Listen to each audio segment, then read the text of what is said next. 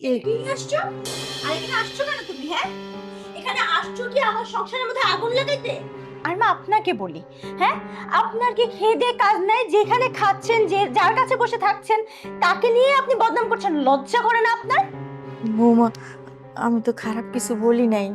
আপনি কিছু বলেন নাই, হ্যাঁ? আমি নিজের কানে যা শুনছি তা ভুল শুনছি। আপনি কেমন মানুষ, হ্যাঁ?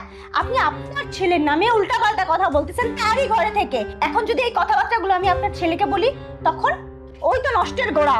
ওই তো আমার সংসারটার মধ্যে আসছে যে নষ্ট করার জন্য। এই, তোমার কি খায় দায় কাজ নাই, হ্যাঁ? নিজের সংসারটা তো ঠিকভাবে করতেছো না, ছোট লোক কোথাকার। নিজের সংসারে আয় নাই, এখানে দেখছো যে আমার সংসারটা খুব সুন্দরভাবে চলতেছে, তাই হিংসা হচ্ছে। কিভাবে এটাকে নষ্ট করবে তার জন্য আমার সংসারে আসছো। ভাবি, আপনি এগুলো কি বলছেন আমাকে? কি বলছি তুমি সেটা বুঝতে পারছো না, আবার তুমি আমাকে জিজ্ঞেস করছো কি বলছি? হ্যাঁ, ছোট লোক কোথাকার। ভাবি, আমার সাথে আপনি যা ব্যবহার করেছেন তা না হয় করতেই পারেন, কারণ আপনি আমার বড়।